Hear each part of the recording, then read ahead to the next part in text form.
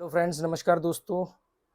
Life में financial education जो है वो बहुत ज़रूरी है, और वो इसलिए ज़रूरी है क्योंकि आप पूरी एनर्जी लगा करके पैसा कमाते हो, और वो पैसा कमा करके हर आदमी चाहता है कि उसका पैसा बढ़े। पर जिसको तो नॉलेज नहीं है वो क्या करता है, वो अपने पैसे को अपने घर में रखता है। पहले के ज़माने में जैसे आपने देखा होगा कि लोग मिट्टी के नीचे पैसा गाड़ के ज़मीन के अंदर गाड़ के रखते थे। तो जिसको आज की डेट में नहीं मालूम है, तो अब तो वो मिट्टी के अंदर नहीं गाड़ता होगा, ज़्यादातर लोग तो नहीं गाड़ते होंगे, पर वो बैंक में पैसा रखते हैं, वो एफडी में पैसा रखते हैं, वो पोस्ट ऑफिस की किसी स्कीम में पैसा रखते हैं। और ये तीनों रास्ते हैं, इसके जैसे और भी जो एक दो रास्ते हैं, वो मिट्टी के अंदर, जमीन के अंदर पैसा गाड़ने से भी ज्यादा बेकार रास्ता है। जमीन के अंदर पैसा गाड़ रहे हो, कम से कम घटेगा तो नहीं ना। मान लो आपने सोना खरीद के गाड़ दिया और जरूरत पड़ने पे निकाला, तो उसकी वैल्यू बढ़ेगी बढ़ेगी। पर एफडी के अंदर महंगाई दर से आप कंपेयर करोगे तो आपका पैसा घटता है। सेविंग अकाउंट में पैसा रखने के पर आपका पैसा घटता है, क्योंकि महंगाई दर मान लो 8% चल रही है, और सेविंग अकाउंट जो है 3 4 5% से ज्यादा नहीं दे सकते। एफडी आपको हमेशा महंगाई दर जो भी चल रही होगी उससे 1 2% कम ही देगा, क्योंकि जिस दिन उसने महंगाई दर को बीट कर लिया तो अरबपति लोग अरबों रुपया बैंक में रख देंगे और बैठ करके ग्रोथ करेंगे। तो ये क्लियर फंडा है। तो फाइनेंशियल एजुकेशन इसलिए जरूरी है कि आपको ये मालूम हो। मैं ये नहीं कहता कि फाइनेंशियल एजुकेशन से आप 1 लाख का 100 करोड़ बना लोगे। मैं ये बात कर रहा हूँ कि फाइनेंशियल एजुकेशन से इतना फायदा होगा कि आप महंगाई दर को बीट कर पाओगे।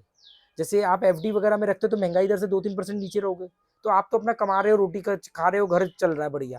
पर जो आपने पैसा लगाया हुआ है, एक्चुअली महंगाई दर से वो पैसा घट रहा है। मतलब इसको सरल भाषा में मैं आपको ये समझाऊं, तो अगर आज आप अपना मकान बनाने जाते हो, मान लो अपने पास कोई जमीन है और आप मकान बनाते हो, तो आज अगर आपका मकान 10 लाख रुपए में बनता है, आपने बजट बनाया 10 लाख रुपए में मेरे ये 2 कमरे बन जाएंगे, वो 10 लाख रुपए आपने अपने आपके पास है। अब किसी वजह से आपका वो प्रोग्राम जो है वो 1 साल लेट हो गया, मान लो कोविड आ गई, कुछ भी रीजन हो गया, तबीयत खराब हुई, कुछ भी हो गया। अब आपने 1 साल बाद आप वो मकान बना रहे हो।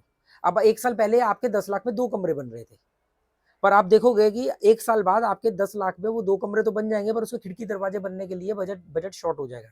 मतलब कि वो जो 10 लाख रुपए है, अब आपको 10,80,000 रुपए चाहिए।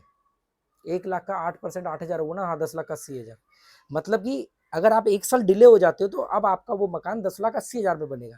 तो या तो आपको 80,000 रुपए का जरूर अरेंजमेंट करना पड़ेगा, या आपका 80,000 रुपए का बजट शॉर्ट हो जाएगा, आपको कुछ सस्ता उसमें मटेरियल डालना पड़ेगा, मतलब उसमें कॉस्ट कटिंग करनी पड़ेगी। समझे बात आप? क्योंकि 8% तो हर साल हर चीज महंगी होती है, जो भी महंगाई दर होती है, 8 हो, 7.5 हो, 7 हो, 8.5 हो, ये महंगाई दर बढ़ती है।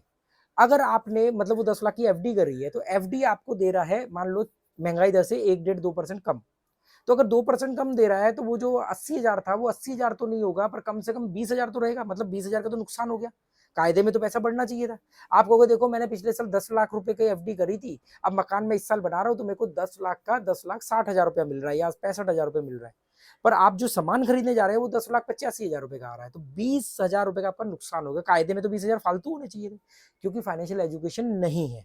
अब होना ये चाहिए कि फाइनेंशियल एजुकेशन का ये फायदा है कि हम ज्यादा बड़ी हवाबाजी में बात ना करें और अपने पैसे को सेफ और सिक्योर रखते हुए की बात करें। तो ऐसे बहुत सारे सेफ और सिक्योर 90% तक संसाधन मौजूद हैं, जहां पर आप 10 से 12% का सालाना रिटर्न में अपना पैसा सेफ रख सकते हो। अगर रिस्क लेते हो तो आपको ये 15 से 18% मिल सकता है। बहुत ज्यादा रिस्क लेते हो तो 24% तक भी रिटर्न मिल सकता है, पर उसमें रिस्क ज्यादा होता है। ठीक है। और एक पोर्टफोलियो डिजाइन होता है। फिर ये नहीं मैं कह रहा कि सारा पैसा जाके स्टॉक में डाल दो, सारा पैसा जाके म्यूचुअल फंड में डाल दो, या इसमें आपको इसको एक पोर्टफोलियो बनाना होता है कि थोड़ा यहाँ डाला, थोड़ा वहां डाला, थोड़ा कैश के रूप में रखा, थोड़ा गोल्ड के रूप में रखा, थोड़ा डायमंड के रूप में रखा, थोड़ा ऐसे करके आपको रखना है। आपको मालूम होना चाहिए डायमंड का मतलब क्या होता है। 30 सेंट से ऊपर को हम सॉलिटेयर बोलते हैं, 30 सेंट से ऊपर को हम एक्चुअल में जो इंटरनेशनल टर्म है उसमें 30 सेंट से ऊपर के डायमंड को ही सॉलिटेयर जो बोला जाता है कि भी एक सिंगल पीस डायमंड है, उसको माना जाता है। तो कैसे आप उसमें इन्वेस्ट कर सकते हो, आपको पता है। अगर आप सॉलिटेयर खरीदते हो तो 10 से 12% का तो सालाना इंक्रीमेंट उसमें हो रहा है। तो ये चीजें ना आपको सीखनी पड़ेंगी, समझनी पड़ेंगी दोस्तों, इससे आपका पैसा आपके लिए पैसा कमाएगा। और आज की डेट में आप अब क्या है, देखो अभी आप एक्टिव इनकम में हो तो आप मेहनत कर रहे हो, आप कह रहे हो नहीं यार एफडी में पड़ा है पैसा, थोड़ा बहुत बढ़ रहा है, क्या दिक्कत है, बढ़ी तो रहा है, घट थोड़ी रहा है, खर्चा तो मैं चला ही रहा हूँ। आप महंगाई दर की दुहाई दे रहे हो, महंगाई दर तो मेरे अपनी तनख्वाह से चल रहा है, मेरे बिजनेस से चल रहा है। बॉस आज चल रहा है ना, कब तक आप रहोगे? कोरोना ने तो सबको औकात याद दिला दी ना, अच्छे अच्छे तंदुरुस्त लोग भी बैठ गए 2 साल घर में, निकल लिए आधे तो मैं ये कहना चाह रहा हूँ कि कभी ना कभी कोई बीमारी आ सकती है, कभी ना कभी आपकी नौकरी जा सकती है, कभी ना कभी आपका मन नहीं करेगा, कुछ भी प्रॉब्लम ऐसी आ सकती है, या कभी ना कभी बूढ़े तो हो गई, सारी जिंदगी तो नहीं काम करोगे, तो उस समय आपका एक कॉर्पस फंड जो होगा वो आपको आपकी तनख्वाह से भी ज्यादा बेहतर पैसा कमा के देगा। दूसरा, एक आपको सेफ बुढ़ापा चाहिए या लग्जरी बुढ़ापा चाहिए? तो सेफ बुढ़ापे के लिए ये देखो, एक तो बेवकूफी वाली इन्वेस्टमेंट होगी जिसमें आपका पैसा घट रहा है पर आपको दिख रहा है बढ़ता हुआ, ठीक है। आप बोलोगे देखो यार ये बेकार का एक आदमी बात करता था, मैंने अपनी पूरी जीवन के बाद में देखो ये 50 लाख रुपया मेरे पास आज है, बढ़ के एफडी से और उससे कंपाउंडिंग में। अब आप इस बात पे खुश हो रहे हो कि मैंने तो 35 लाख इन्वेस्ट किए थे, मेरे 50 लाख हो गए जीवन भर के बाद, अब मैं 50 लाख में अपना बुढ़ापा काटूंगा। आप ये हिसाब ही नहीं लगा रहे कि अगर आपने थोड़ी सी भी अकलमंदी दिखाई होती तो ये 50 लाख आपके आज 1 करोड़ रुपए के आसपास बने होते, पर क्योंकि आपके पास बुद्धि नहीं थी, आपने फाइनेंशियल एजुकेशन को तवज्जो नहीं दी, आपको लगा हमने स्कूल में जितना पढ़ लिया, कॉलेज में जितना पढ़ लिया वही हम ही डेढ़ शान है, ठीक है। एक तो ये चीज। दूसरा, अगर आप थोड़ी बहुत फाइनेंशियल एजुकेशन को समझते हो और आप 10 से 12% वाले पे काम करते हो तो वो आपको एक सिक्योर बुढ़ापा दे सकता है। आपका यही 50 लाख रुपए 80 लाख हो सकता है, पर ये सिक्योर बुढ़ापा है, सेफ है, बढ़िया है, सिक्योर है, लग्जरी नहीं है। और एक फाइनेंशियल एजुकेशन में एक आगे का टर्म होता है कि मतलब आपने इतना परफेक्ट प्लानिंग किया कि अब आप एक लग्जरी लाइफ जी रहे हो, लग्जरी बुढ़ापा। एक होता है बेवकूफी वाला बुढ़ापा जिसमें आप बस थोड़ी सी रकम को बचाते रहोगे बुढ़ापे में। एक होता है कि सिक्योर बुढ़ापा, कि अच्छा खासा पैसा है, सिक्योर है, कोई टेंशन की बात नहीं है, पर लग्जरी नहीं है। आप इकोनॉमी क्लास में तो सफर कर सकते हो जिंदगी में, बिजनेस क्लास में कभी नहीं बैठोगे। एक होता है लग्जरी बुढ़ापा, कि आज इस देश जा रहे हैं, आज उस देश जा रहे हैं, आज यहाँ घूमने जा रहे हैं, राजधानी के फर्स्ट एसी में सफर कर रहे हैं, फ्लाइट के बिजनेस क्लास में सफर कर रहे हैं, वो लग्जरी बुढ़ापा। तो उसके लिए अलग एक तरीके से इन पोर्टफोलियो डिजाइन होता है। डरपोक आदमी का कोई सहारा नहीं होता है।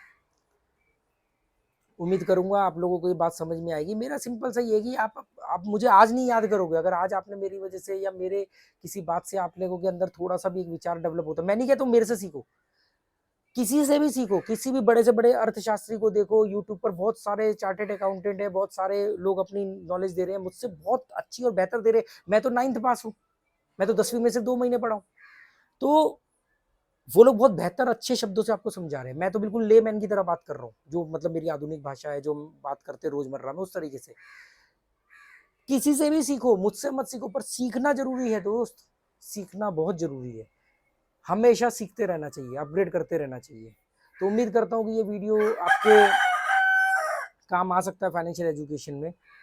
और जितना पहले शुरू करोगे इन्वेस्टिंग, पैसा जोड़ना, इसे कभी पैसा नहीं बढ़ता है, पैसा जमा करके कभी बड़ा नहीं होता, पैसा निवेश करके बड़ा बनते हो।